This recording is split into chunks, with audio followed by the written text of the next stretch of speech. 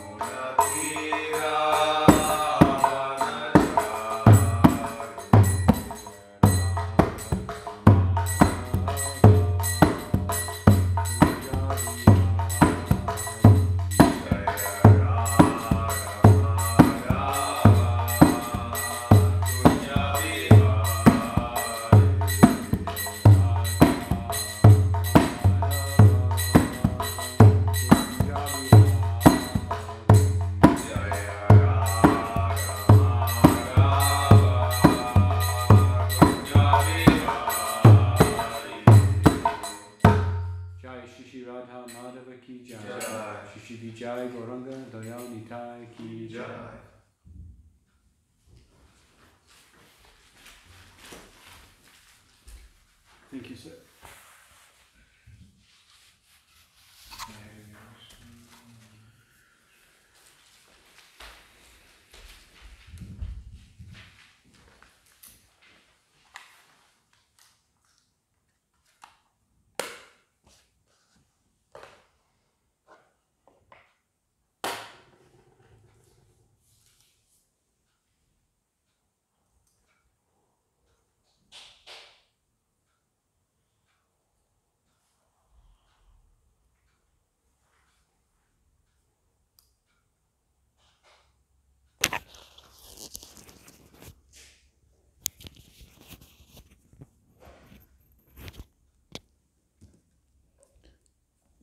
Okay, so we begin by reading from a Transcendental Diary, Travels with His Divine Grace, A.C. Bhaktivedanta Swami Prabhupada, October 1976 to November 1976, by Hari Sari Das.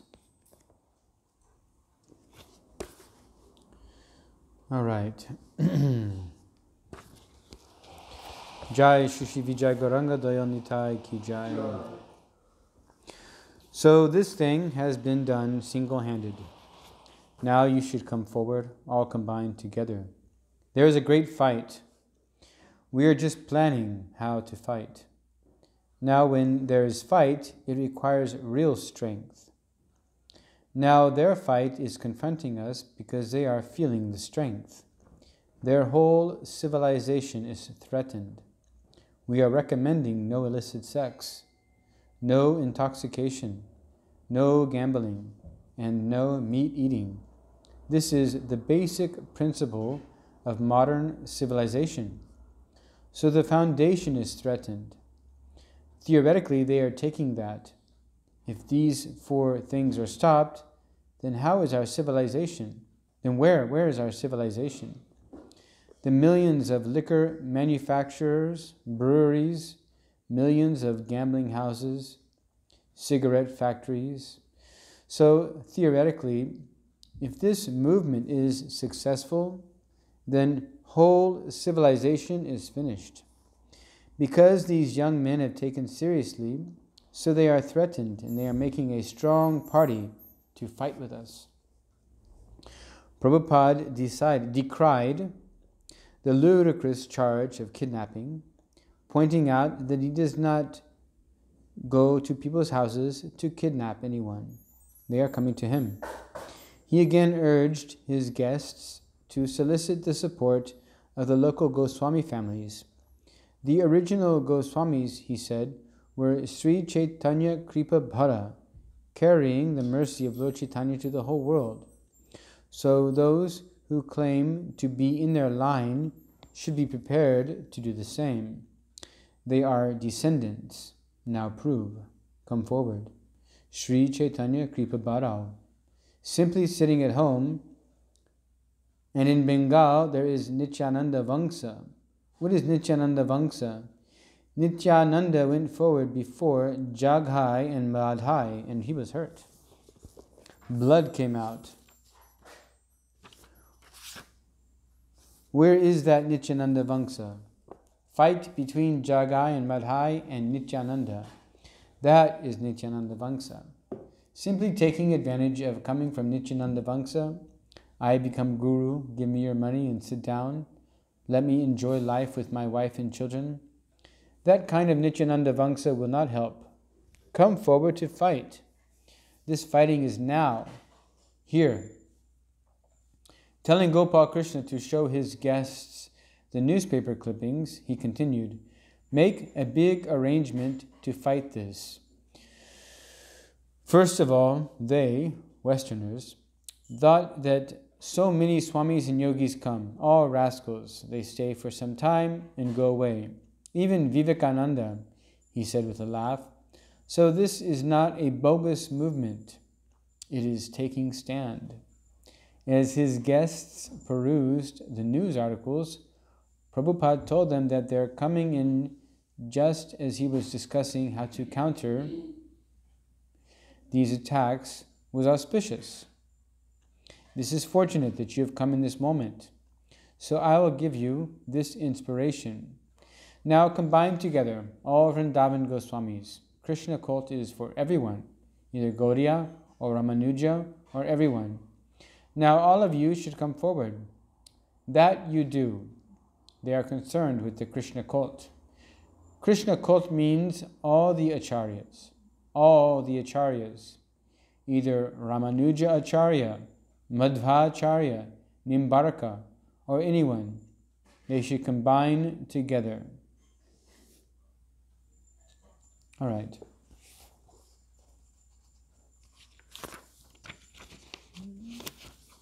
It's very nice what Prabhupada said, huh? I was reading this morning first canto, first chapter, verse 6. I think it's 6. The four vices of Kali Yuga. Prabhupada says there are 4 vices in this Kali Yuga.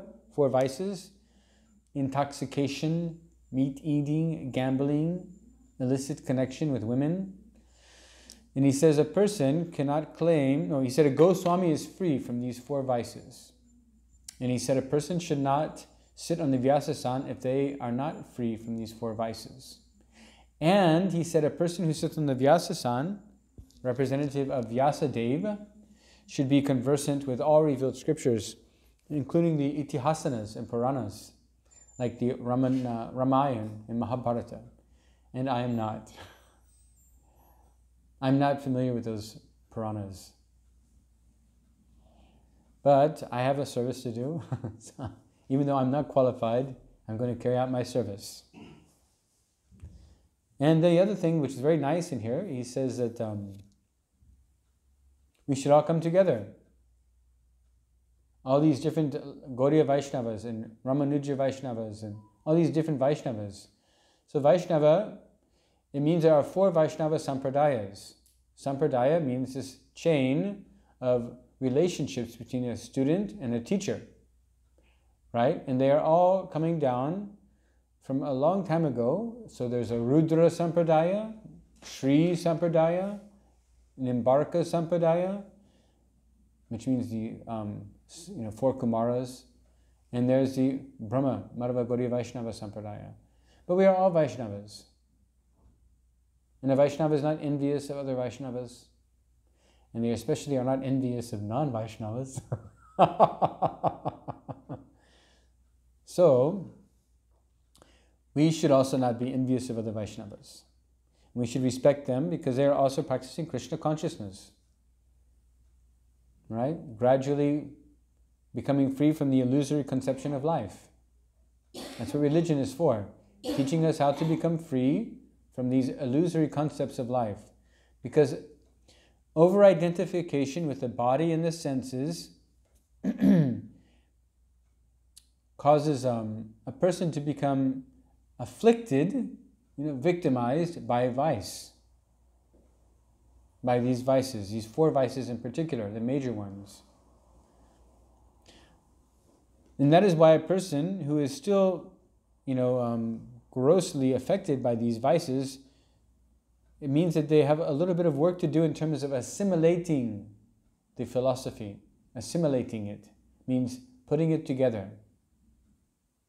Like when you assimilate a cake, you add flour, sugar, and water.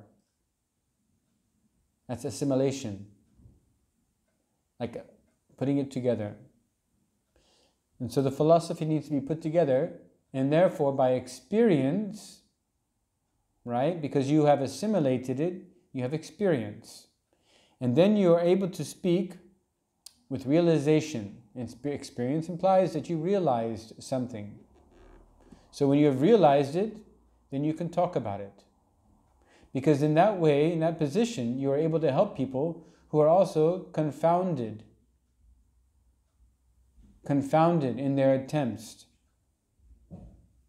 to overcome that material energy. It's the material energy that we're talking about. Goodness, passion, and ignorance.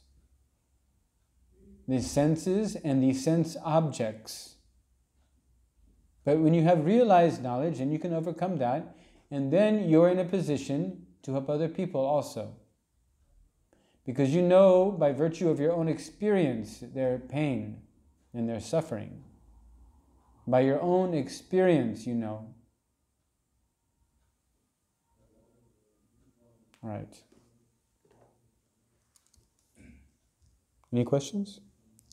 I think recently our ISKCON has in Mayapur established the 4 top leaders of 4 sampradayas like Ramanuja, Charity, Nimbarka, and Rudra Sampradaya. Different sampradayas we have established the 4 deities of this.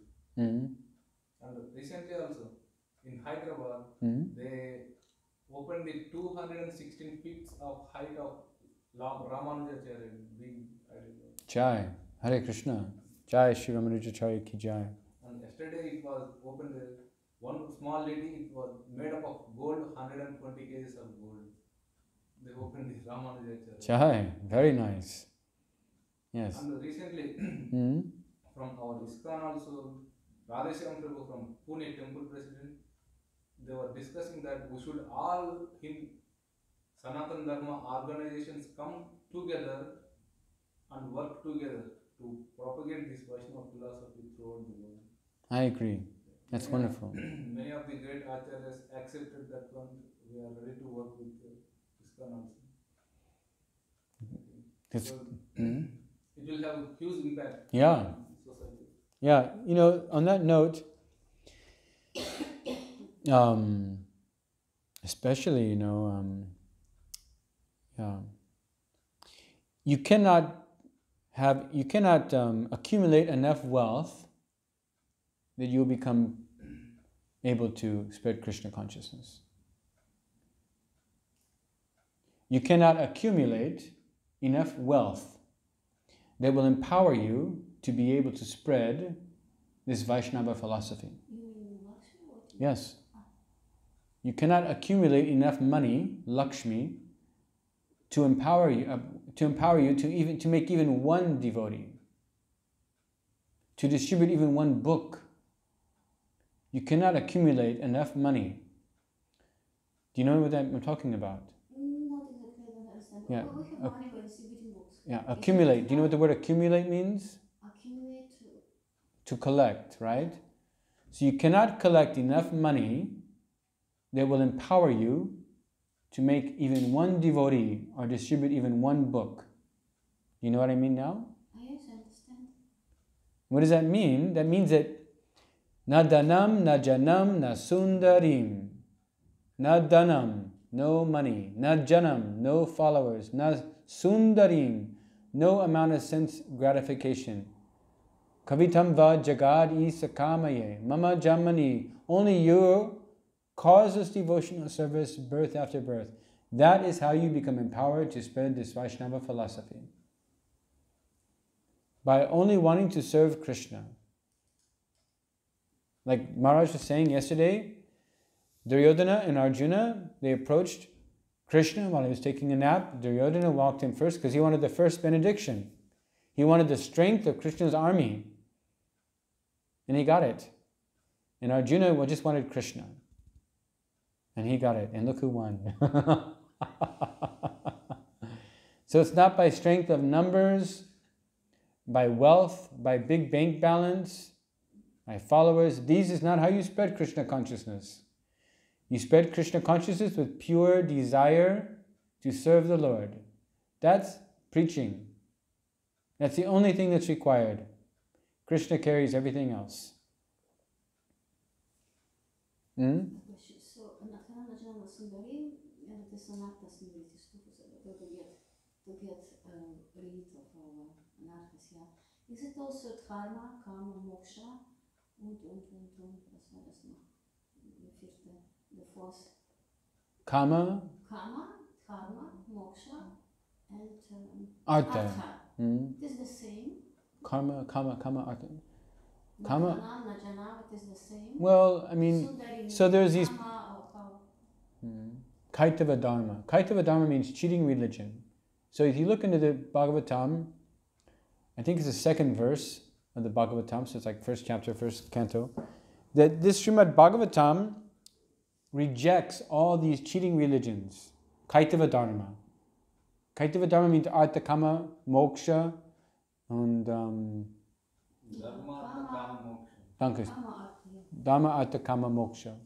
That's what it means. It means rejecting Sarva Dharma Parityaya, all these different pursuits. Yeah? Completely rejecting. So what was your question? Oh, Nadanam. So what does it mean? Nadanam? It means Nadanam, no wealth. Najanam, no followers. I don't want to say it means the same. Because it's not the same. You know, we have to be careful. I'm sitting on the Vyasasan, it's being recorded, you know. It's heavy duty. Serious business. And it's a level. To spread Krishna consciousness, we should have a certain level. Well, we have to have a sincere desire just to spread Krishna consciousness, not desire to collect followers, to collect money. to have a big building.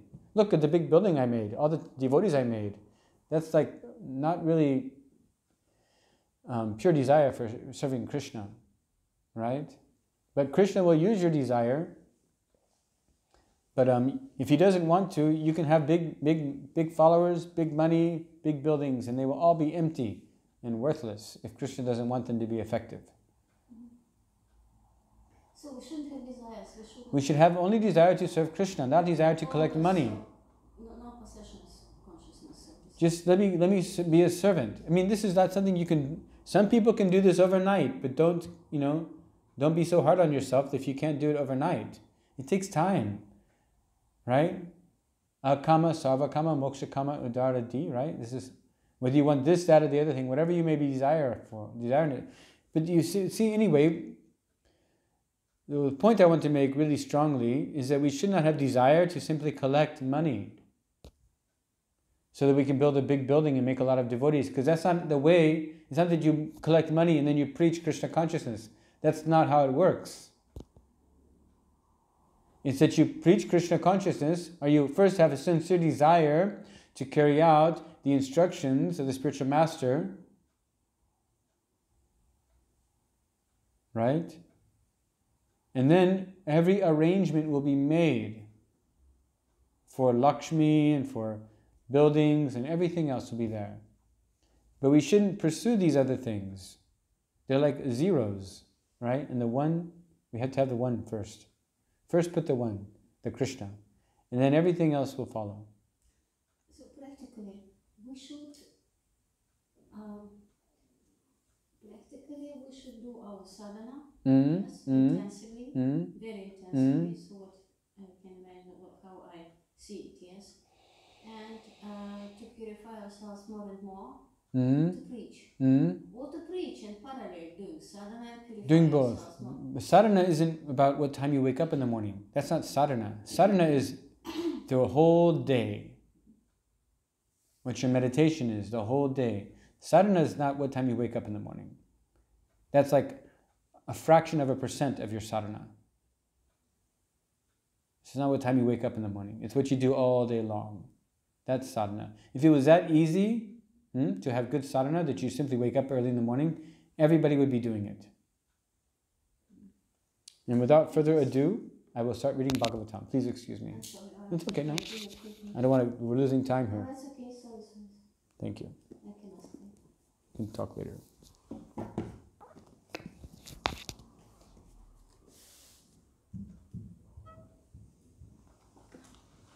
Om Namo Bhagavate Vasudevaya.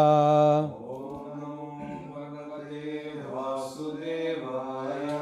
Om Namo Bhagavate Vasudevaya.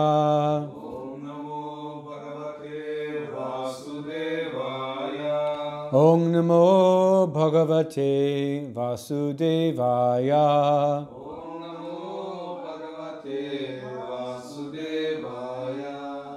Today we are reading from the Srimad Bhagavatam, 5th canto, the creative impetus. Chapter number 6, the activities of Maharaj Priyavrata. No, wait, chapter number 1, huh? Or 2? 5? 4, 5. Chapter 4 or 5? No, it's chapter 1. Text 6. Chapter 1, the activities of Maharaj Priyavrata. No, it's, the capital is Rishabh. Okay, so this is wrong. Okay, thank you. Sorry. No, thank you for correcting me. So it's Chapter 4. No, chapter 5. Okay. Chapter 4 is called the characteristics of Rishabdev. Canto 4th chapter, verse 5. Yeah. Thank you, sir. Sorry. So reading from the Srimad Bhagavatam, Canto 5, the creative impetus, Chapter 4, the characteristics of Rishabdev, verse number 5.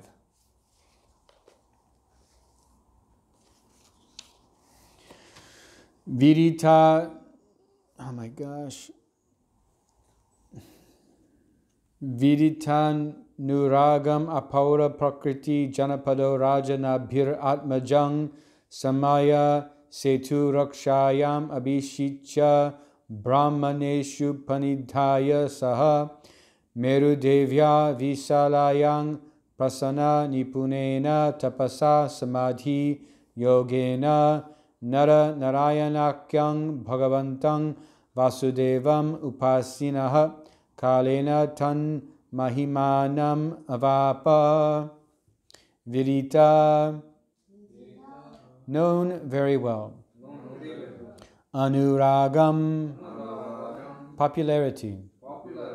Apaura Prakriti, among all the citizens and government officers.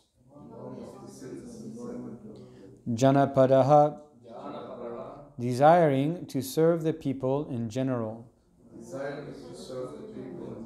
Raja, the king. Nabhi, Nabi. Atmajam, his son. Samayasetu Rakshayam, to protect the people strictly according to the Vedic principles of religious life. Abhishitya, enthroning. Brahmaneshu, to the learned Brahmanas. Upanidhaya, entrusting. Saha, with. Merudevya, his wife. Merudevi. Vishalayam, in Badarik Ashrama. Prasana Nipunena, performed with great satisfaction and expertise. Tapasa, by austerities and penances. Samadhi Yogena, by full samadhi. Nara Narayana Akyam, named Nara Narayana. Bhagavantam, the Supreme Personality of Godhead. Vasudevam, Krishna. Upasinaha, worshipping. Kalena, in due course of time. Tat Mahimanam, his glorious abode. The spiritual world. Vaikunta. Avapa, achieved. Translation and purport by Srila Prabhupada. Srila Prabhupada ki jai. Translation. King Nabhi understood that his son Rishabdev was very popular among the citizens and among government officers and ministers. Understanding the popularity of his son, Maharaj Nabhi enthroned him as the emperor of the world to give protection to the general populace in terms of the Vedic religious system. To do this, he entrusted him into the hands of learned Brahmanas, who would guide him in administering the government. Then Maharaj Nabhi and his wife Merudevi went to Badarik Ashrama in the Himalaya mountains, where the king engaged himself very expertly in austerities and penances with great jubilation. In full samadhi, he worshipped the Supreme Personality of Godhead, Nara Narayana, who is Krishna in his plenary expansion. By doing so, in course of time, Maharaj Nabhi was elevated to the spiritual world known as Vaikunta. Purport. When Maharaj Nabhi saw that his son Rishabdev was popular with the general populace and the governmental servants, he chose to install him on the imperial throne. In addition, he wanted to entrust his son into the hands of the learned Brahmanas. This means that a monarch was supposed to govern strictly according to Vedic principles, under the guidance of learned Brahmanas, who would advise him according to the standard Vedic scriptures like Manusmriti and similar shastras. It is the duty of the king to rule the citizens according to Vedic principles. According to Vedic principles, society is divided into 4 categories: Brahmana, Kshatriya, Vaishya, and Shudra. Chatur Varnyang Maya Srishtang Guna Karma Vibhagasaha. After dividing society in this way, it is the king's duty to see that everyone executes Vedic principles according to his caste. A Brahmana must perform the duty of a Brahmana without cheating the public. It is not that one attains the name of a Brahmana without the qualifications. It is the king's duty to see that everyone engages in his occupational duty according to Vedic principles. In addition, retirement at the end of life is compulsory. Maharaj Nabhi, although still a king, retired from family life and went with his wife to a place called Badarik Ashrama in the Himalayas, where the deity Nara Narayana is worshipped. The words Prasanna Nipunena Tapasa indicate that the king accepted all kinds of austerity very expertly and jubilantly. He did not at all mind leaving his comfortable life at home, although he was the emperor. Despite undergoing severe austerities and penances, he felt very pleased at Badarik Ashram, and he did everything there expertly. In this way, being fully absorbed in Krishna consciousness, Samadhi Yoga, always thinking of Krishna, Vasudeva, Maharaj Nabhi attained success at the end of his life and was promoted to the spiritual world, Vaikuntha Loka. This is the way of Vedic life. One must stop the process of repeated birth and death and return home back to Godhead. The words Tan Mahimanam Avapa are significant in this regard. Srila Sridhara Swami says that Mahima means liberation in this life. We should act in such a way in this life that after giving up this body, we will become liberated from the bondage of repeated birth and death. This is called Jivan Mukti. Srila Vira Raghava Acharya states that in the Chandogya Upanishad, there are 8 symptoms of Jivan Mukta, a person who is already liberated even when living in this body. The first symptom of one so liberated is that he is freed from all sinful activity, apahata papa. As long as one is under the clutches of Maya and the material energy, one has to engage in sinful activity. Bhagavad Gita describes such people as duskritinaha, which indicates that they are always engaged in sinful activity. One who is liberated in this life does not commit any sinful activities. Sinful activities involves illicit sex, meat eating, intoxication, and gambling. Another symptom of a liberated person is vijara, which indicates that he is not subjected to the miseries of old age. Another symptom is vimrityu. A liberated person prepares himself in such a way that he does not take on any more material bodies which are destined to die. In other words, he does not fall down again to repeat birth and death. Another symptom is visoka, which indicates that he is callous to material distress and happiness. Another is vijighatsa, which indicates that he no longer desires material enjoyment. Another symptom is apipata, which means that he has no desire other than to engage in the devotional service of Krishna, his dearmost pursuable Lord. A further symptom is satyakama, which indicates that all his desires are directed to the Supreme Truth, Krishna. He does not want anything else. He is satya sankalpa. Whatever he desires is fulfilled by the grace of Krishna. First of all, he does not desire anything for his material benefit. And secondly, if he desires anything at all, he simply desires to serve the Supreme Lord. That desire is fulfilled by the Lord's grace. That is called Satya Sankalpa. Srila Viswanath Chakravarti points out that the word Mahima means returning to the spiritual world, back home, back to Vaikuntha. Sri Sukadeva Goswami, or rather Sri Sukadeva, says that the word Mahima means that the devotee attains the qualities of the Supreme Personality of Godhead. This is called Saddharma, or the same quality. Just as Krishna is never born and never dies, his devotees who return to Godhead never die and never take birth within the material world.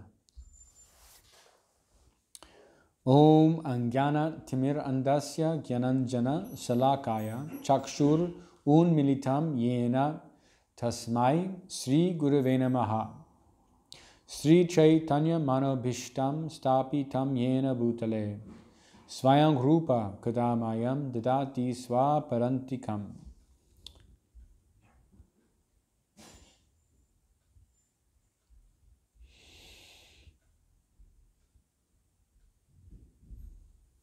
All right, again I will read the verse. Translation: King Nabi understood that his son, Rishabhadev, was very popular among the citizens and among government officers and ministers. Understanding the popularity of his son, Maharaj Nabi enthroned him as the emperor of the world to give protection to the general populace in terms of the Vedic religious system. To do this, he entrusted him into the hands of learned Brahmanas, who would guide him in administrating the government. Then Maharaj Nabi and his wife, Meru Devi, went to Badarik Ashram in the Himalaya mountains, where the king engaged himself very expertly in austerities and penances with great jubilation. In full samadhi, he worshipped the Supreme Personality of Godhead, Naranarayana, who is Krishna in his plenary expansion. By doing so, in course of time, Maharaj Nabi was elevated to the spiritual world known as Vaikuntha. All right, so this is a long purport. First thing here, very, very important point that's being made here by Srila Prabhupada. That Rishabhadev was entrusted into the hands of learned Brahmanas. And Prabhupada says that this means that a monarch was supposed to govern strictly according to Vedic principles under the guidance of learned Brahmanas who would advise him according to standard Vedic scriptures like Manusmriti and similar Shastras. So what does that mean? That means that a person who is in any executive position is not independent. They aren't supposed to act independently. They are supposed to act under the guidance of Brahmanas. Right? One quality of a Brahman is that a Brahman is truthful, has knowledge about religious scriptures. They're equal-minded. They're not, they're tolerant. I don't remember all these qualities, unfortunately. But they're all there. You can find them in the Bhagavad Gita. Like 9 of them, I think. But one is that they are truthful. Truthfulness. They're not duplicitous. They're simple-hearted. Simplicity is also a quality of a Brahman. So the executive position does not act independently. They act under the guidance of learned Brahmanas. Now the situation we have now, in most government situations, it's sort of like some kind of replication, as an attempt to replicate this. Obviously this is Varnashrama Dharma, you can't escape it. Except for dictators, right? But even in our current system of government, there's a prime minister or a president, and they have advisors, economic advisors, different departments, advisors. And these are people that are supposed to be coming from the academic class of society. They're supposed to be well learned. So that's very important. That even if you become the President of the United States, you shouldn't act independently. You should take advice from your advisors. Right? Okay. Very important part of our philosophy. And A Brahmana, Vedic principle, okay, everybody has to carry out their, duties according to their caste, right? A Brahmana and must perform the duty of a Brahmana without cheating the public, right? Because there are so many academics, so-called academics, intellectuals, that they take money, right? They take money from, what do you call these people? Private interests, special interests, industrialists, merchants. Jai, Shishi Vijay Gauranga Dayani Tai Ki Jai. They take money from merchants, from private enterprise, to perform so-called research, right? So that these private enterprises will be looked upon favorably, right? Will be looked upon favorably by the general society as a result of this paid research. But a Brahmana is not supposed to cheat the public. A Brahmana should not be taking money from private interest groups to do research. So, in the current society, we have a dearth of Brahmanas, which means, dearth means a lack thereof.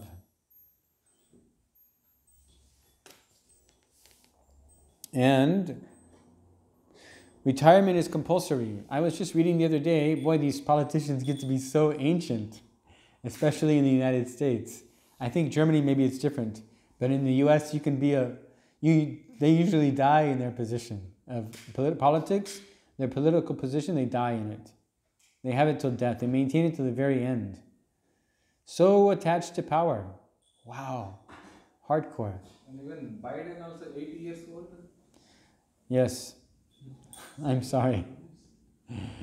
And this is like, wow. But you see the King Nabi, he had desire. He was like, whoa, let's go to Badarik Ashram, Meru Devi. Let's do austerities. It's like devotees have desire for Mangal Artik, 4:30 in the morning. They're fired up. They wake up early, 4 o'clock, 3:30. They go to Mangal Artik. That's serious business. We have a desire for spiritual life, and so did King Nabi. But the current society, the leaders of society, they don't have desire for spiritual life. And that is unfortunate. But that can be changed. And that will change by the gradual development of this Krishna consciousness. Okay. Devotees, they can't wait to go chant their rounds. Let's go do kirtan tonight. A materialist is thinking, wow, what's kirtan? We're going to sit down and sing. What? Is there an audience? No. Yeah, there is actually. We're singing for the Lord. In the parampara. Okay. And then there's a discussion about the 8 symptoms of a Jivan Mukta. And I will talk about one of them a little bit. Oh, this one's important. Well, I'll talk about that later maybe. Vijara, which indicates that he is not subjected to the miseries of old age. So, my knees are sore. They pop, randomly. My hips do also.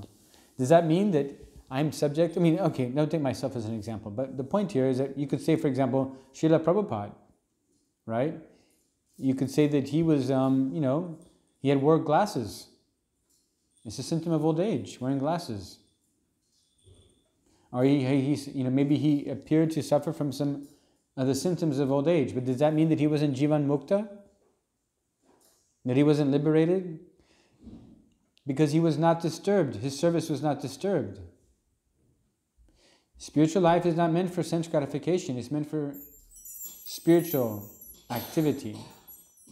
And not being disturbed by the old age means that your service is not interrupted. And so he went on with his service until the very end. The very end. And that's what it means. It's not that a person who's, doesn't mean that they don't have the symptoms It appears from outside that they have these symptoms of old age. But our vision is not proper. We are in a conditioned state of life, is in bedingt. We think of everything in terms of sense gratification. This person walked with a cane.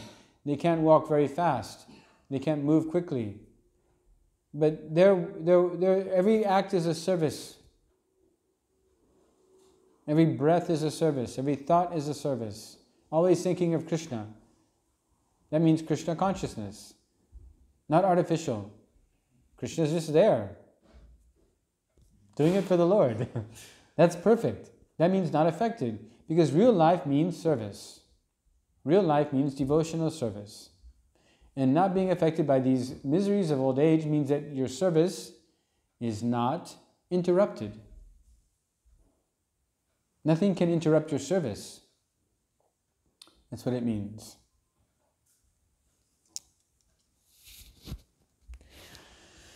Okay. Oh, yes. Oh boy, this is really good. A liberated person prepares themselves in such a way that they do not take on any more material bodies. What does that mean? No more material desire. No more material entanglement. It's really important, actually. We get so entangled, in carrying out our duties. We entangle ourselves. Right? Unnecessarily, actually. We think it's necessary, but it's not. It's not necessary to entangle yourself in carrying out your duties. Entangling yourself means not doing devotion, acting in a way that's, cultivating desires that are not with Krishna, trying to make your own plan, trying to enjoy separately from the Lord. That's entangling yourself. But we don't do that. We try to be very simple and direct, or diplomatic if it needs to be, but very open and honest with our intentions. And we try to only develop and cultivate desire to serve Krishna. Not desire to make some political maneuver, or desire to have a big house, or a fancy car, or a good job, or recognition, adoration, and distinction, trying to maneuver or leverage resources. All these activities will simply guarantee another birth. And then you have to do it all over again because you did not learn this simple thing. Just focus on Krishna. Just make Krishna the center. Only Krishna. And even if you have to, in the act of doing that, even if you have to, work in a worldly atmosphere, you will be protected because you have made Krishna the center. Krishna has put you in that worldly atmosphere because he wants you to be there. And he wants you to practice Krishna consciousness in that position. He has a plan. His plan is supreme. So even if you are in a position that looks like you're materially entangled, if you made Krishna the center, or at least very close, to that degree you make him the center, that degree you'll be protected. So please try to do that. In that way, you won't be preparing yourself for another birth. Because you don't know what that could be like. Even if you die wearing kuntimala, Krish Tosi beads, doesn't mean you're going to be like in a really nice place, It can be difficult. Again, you have to, the body you get. By our actions today, we prepare ourselves for our body tomorrow.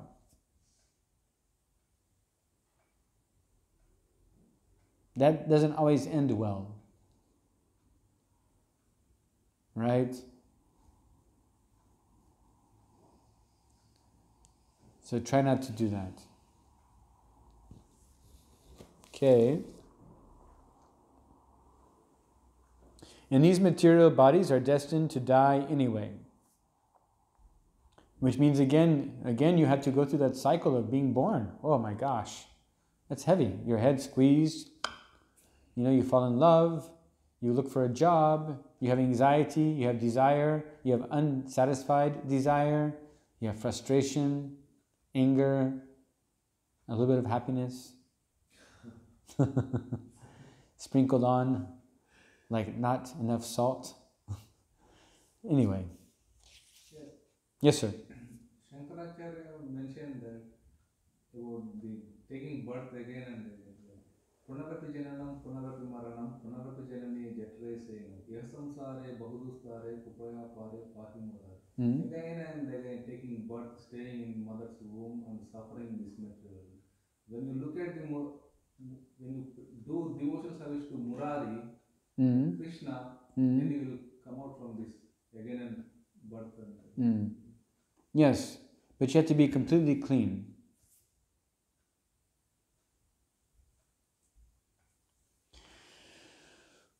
But thank you, that's a very good point. If you do devotional service to Murari, then you will come out from the birth and death. But you have to be perfect in your devotional service, full coming, complete.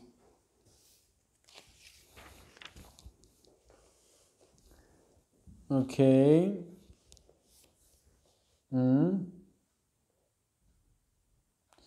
Has no longer desires for material enjoyment. So there's no more pratishta left.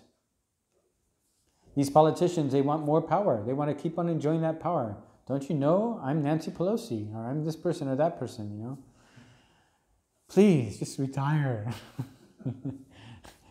Die in a church, it's okay. It's better than dying in office. I mean, the older you get, the closer you get.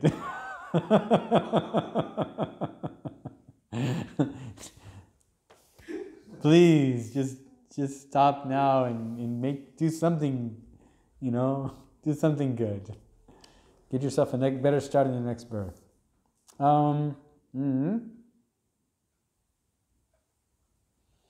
Does not desire anything for material enjoyment. Well, this is very important, actually. It's kind of, I tell you, our philosophy is so simple, but you have to really grasp it. It's a secret. It's the most Rajaguyam. Rajavidya Rajaguyam. It's the king of education and the most secret of secrets. Right? Because you have to have access. To have access is a privilege. Right? Like something so simple is you know, the one thing that really hangs us up is we engage, we're trying to satisfy the senses. Ego is a sense. There are 4 subtle senses. Consciousness, false consciousness, right? Consciousness is in contaminated consciousness. Ego is in false ego. Mind and intelligence. But not in that order. It's intelligence, mind, right? Intelligence is more subtle than the mind. I'm pretty sure it says that in scripture, but if you look at the way intelligence is given birth to, you know, intelligence is, anyway. Maybe I'm wrong about that. I don't remember exactly reading that, but so I had to be careful. So anyway, those 4 are there, right? But we're acting to engage the ego, to really, you know, use the ego. This is really, I mean, you may not eat a lot, that's great.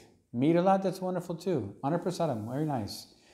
But look at how the ego, what about that? Holy cow. It's a big deal. You know, you want to be recognized. You want some prestige. I want some respect. Don't you know who I am, right? I'm almost 50. Holy cow, people. It's half a century. You know? Don't I get any respect around here? So you want to, you know, we have to be careful because even the things we say, right? It's so subtle. You know, we may have a lot of pride or a little bit of pride, but pride is pride. Very proud of who we are. Trying to satisfy the ego. That's not going to work for spiritual advancement. And a spiritually advanced person isn't proud. That means that they're still working. Pride, a lot of pride means not a lot of spiritual advancement. Because pride doesn't, you don't become, it's not how it works. You become humble. It's very difficult. It's like the real weightlifting. You know, these people, they lift huge weights, you know. The real weightlifting is becoming humble, apologizing, washing the pots, helping the bhakta wash the pots. You know? I'm like, no, let him do it. he's a bhakta. It's normal. I did it. You know, serving prasadam, serving the devotees, and you actually cultivate humility. In the beginning, you're envious. Oh, they're all eating. It's good. You see that ugly thing inside your heart. It's got to go. Can't keep it. All right, we're out of time. Please read Srimad Bhagavatam daily, Bhaktivedanta purports. Then you will get the envy out of your heart. The pride will leave as well. Don't think you're too advanced to read Bhaktivedanta purports every day on Srimad Bhagavatam. Don't think you're that advanced, please. Because you aren't. Hare Krishna. Karantara Srimad Bhagavatam ki jai.